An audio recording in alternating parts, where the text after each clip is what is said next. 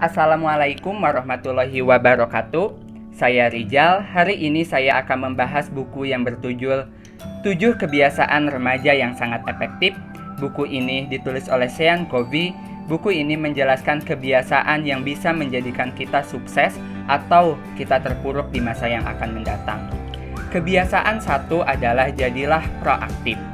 Menjadi proaktif merupakan kunci untuk membuka kebiasaan-kebiasaan lainnya. Sumber motivasi yang berada dalam diri merupakan motivasi untuk mencapai kesuksesan. Karena kita yang mengendalikan hidup kita yang mengemudikan hidup kita kemana kita akan pergi.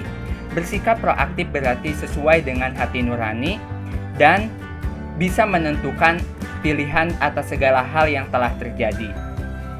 Manfaat bersikap proaktif yaitu tidak lekas tersinggung, bertanggung jawab terhadap pilihan yang dipilih, dan selalu berpikir sebelum bertindak, cepat pulih jika terjadi sesuatu yang buruk. Bersikap proaktif berarti bertanggung jawab terhadap hidup kita dan bersikap bahwa aku bisa.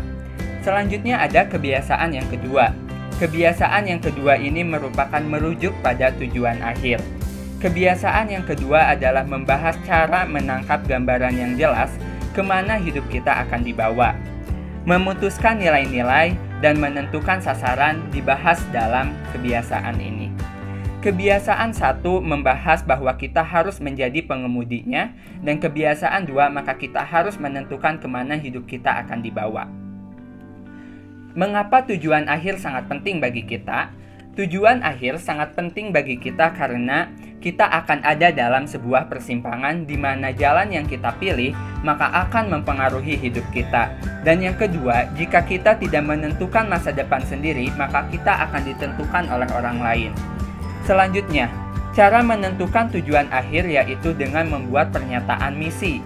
Pernyataan misi merupakan menentukan apa yang akan dilakukan dalam hidup dan apa yang ingin dicapai. Selanjutnya yaitu dalam mencapai tujuan, merujuk pada tujuan akhir, maka kita juga harus menemukan talenta-talenta yang berada dalam diri kita.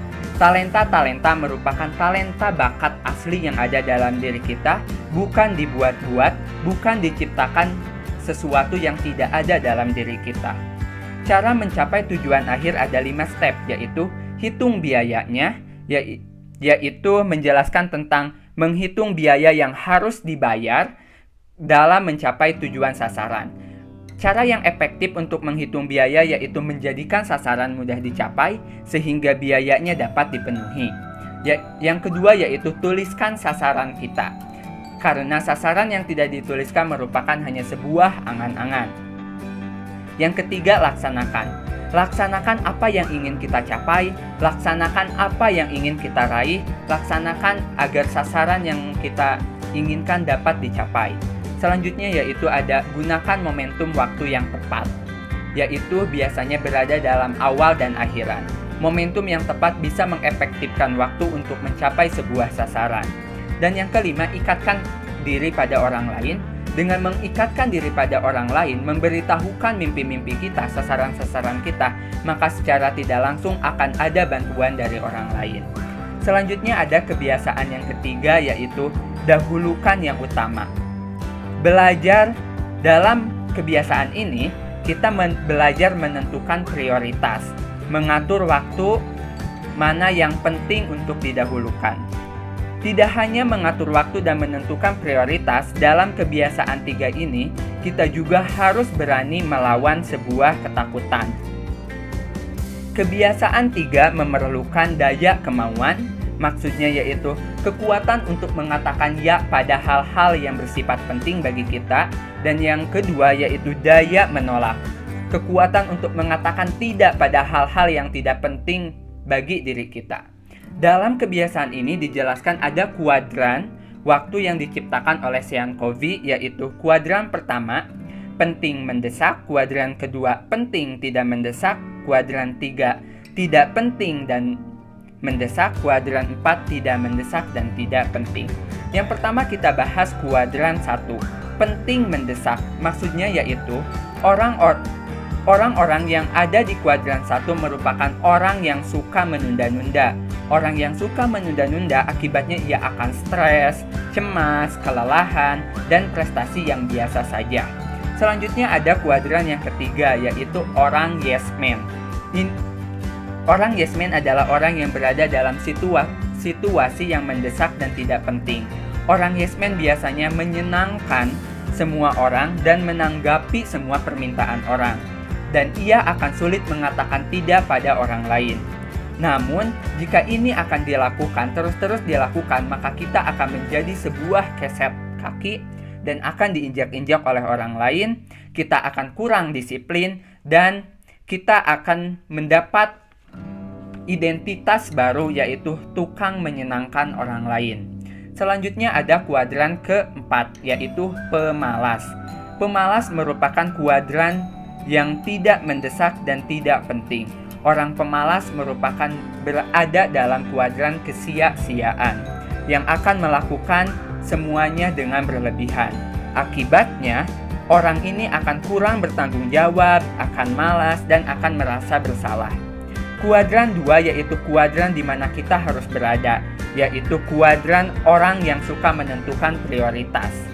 Kuadran 2 yaitu membahas tentang hal-hal penting dan tidak mendesak seperti kita harus melakukan olahraga, relaksasi, dan lain sebagainya.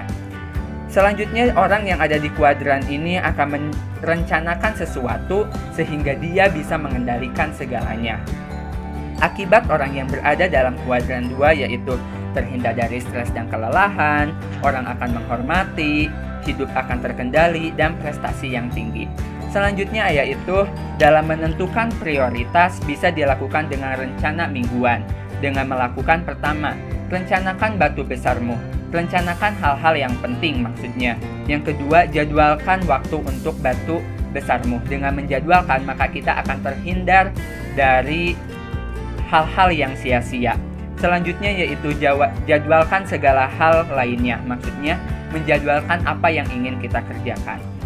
Untuk membentuk suatu kebiasaan, yang ketiga, harus juga bisa mengatasi ketakutan dan tekanan yang sesama, yaitu dengan cara keluar dari zona nyaman, masuk ke wilayah berani. Dengan masuk ke wilayah berani, maka hidup tidak akan membosankan dan membuat pengalaman-pengalaman baru dalam hidup ini.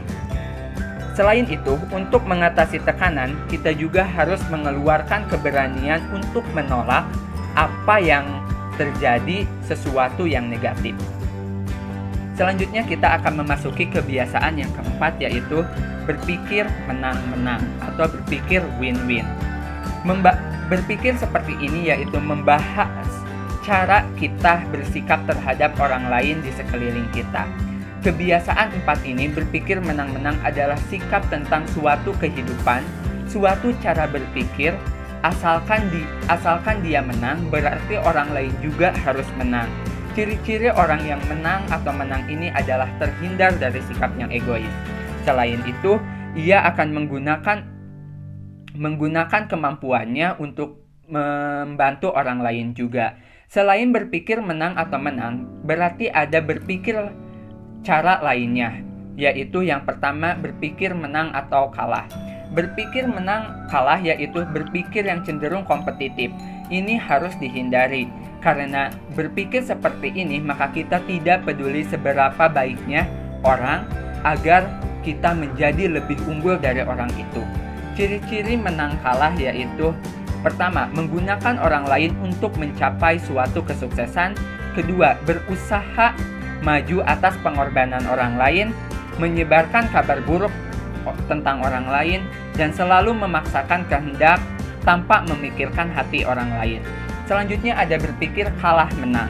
Berpikir kalah menang sama halnya dengan berpikir seperti keset kaki, membiarkan orang lain menang tetapi diri sendiri kalah. Dan apabila ini terus berlanjut, maka kita akan diinjak-injak oleh orang lain.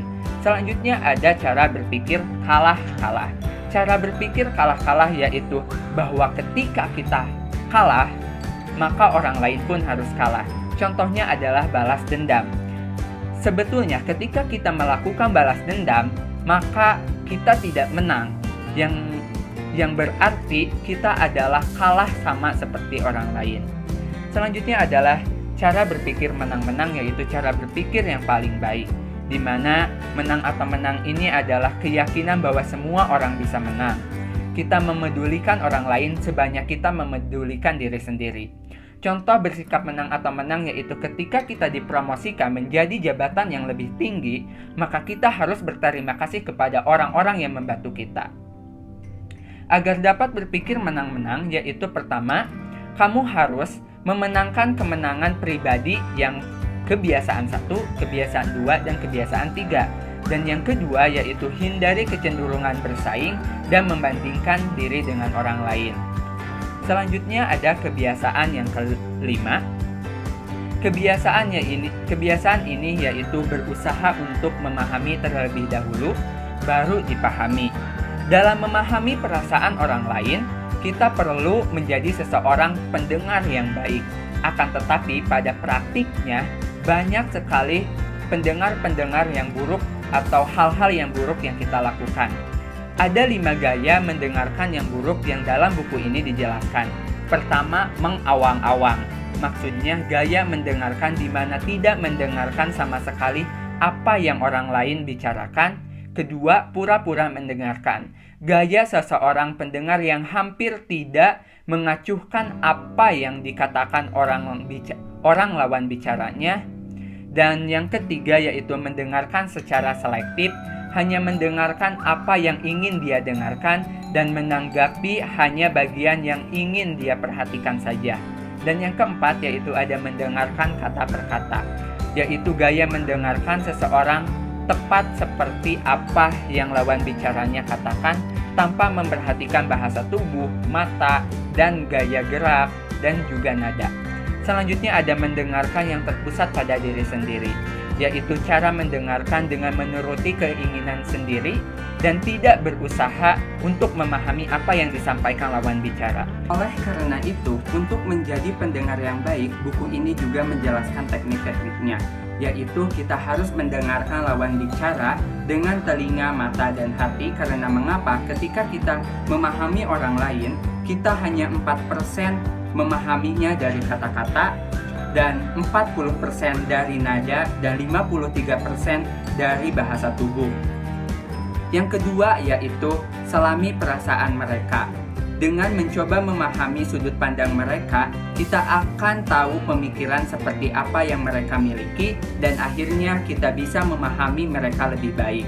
Yang ketiga yaitu bersikap seperti cermin. Artinya kita mengulang pembicaraan mereka dengan bahasa sendiri. Cara ini akan membuat lawan bicara merasa lebih dihargai, dan lawan bicara akan semakin terbuka karena dihargai oleh kita. Dengan memahami perasaan lawan bicara, maka orang tersebut secara tidak sadar akan membuka hatinya kepada kita untuk mendengarkan apa yang akan kita lakukan, apa yang kita akan katakan. Dan yang kedua, kita akan mendapatkan kepercayaan dari lawan bicara kita.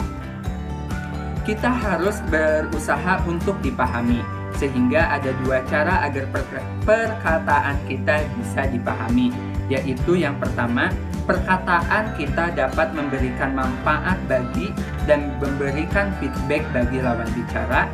Dan yang kedua yaitu sampaikan dari sudut pandang saya, bukan dari sudut pandang kamu. Kebiasaan 6 yaitu wujudkan sinergi. Inti sari dari sinergi adalah perbedaan nilai-nilai yang harus kita hormati, membangun kekuatan, dan mengompensasi kelemahan. Komunikasi sinergi adalah membuka pikiran dan hati kita menuju kemungkinan yang baru. Rasa hormat di antara individu bisa menjadi upaya-upaya murni untuk saling memahami. Komunikasi sinergi harus dilakukan untuk mengembangkan kemungkinan kreatif. Sinergi dapat ditemukan oleh kita dalam sebuah ruang kelas maupun dalam sebuah bisnis. Dan di sini dalam buku ini juga dijelaskan bagaimana cara membentuk sebuah sinergi. Yang pertama, memancing untuk alternatif ketiga, yaitu mereka bekerja sama pada sisi yang sama untuk mempertemukan kebutuhan setiap orang sehingga menjadi satu kesatuan yang sinergi. Yang kedua, menghargai perbedaan. Karena intisari dari sinergi adalah menghargai perbedaan secara mental, emosional, dan psikologis di antara orang-orang. Kunci untuk menghargai perbedaan itu adalah menyadarkan bahwa setiap orang dalam memandang sebuah dunia tidak sebagaimana adanya, namun sebagaimana mereka. Yang ketiga yaitu bisa menganalisis di lapangan. Dalam menganalisis di lapangan ada dorongan untuk bersikap positif seperti dalam sebuah sifat pribadi dan selalu dalam berkesadaran. Yang kedua ada menahan, yaitu menahan akan sikap negatif, emosional, tidak berkesadaran, dan bersifat sosial psikologis. Untuk menghasilkan sinergi, maka kita juga harus bersikap menang-menang. Itu merupakan hal yang harus dilakukan. Semua kondisi alam adalah sinergis karena di dalam alam ada sebuah ekologi yang saling berhubungan antara makhluk hidup dengan lingkungannya, sehingga ini merupakan salah satu contoh sinergi yang berada di alam. Selanjutnya ada kebiasaan 7. Kebiasaan 7 adalah asalah gergajimu. Dengan memperbaharui 4 sifat alami yang berada dalam diri kita, 4 dimensi yang berada dalam diri kita, yaitu fisik, spiritual, mental, dan emosional. Keempat dimensi itu harus kita perbaharui, harus kita olah agar menjadi lebih baik. Untuk dimensi fisik bisa dilakukan dengan menjaga tubuh kita dengan makan makanan yang sehat, istirahat, tidur yang cukup, berolahraga secara teratur.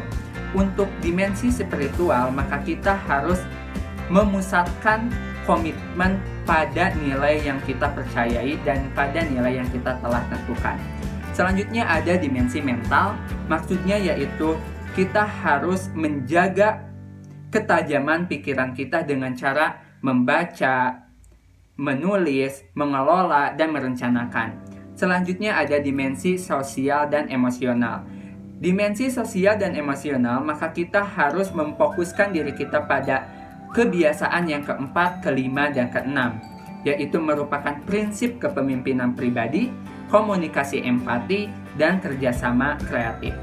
Sekian dari saya. Wassalamualaikum warahmatullahi wabarakatuh. Bye.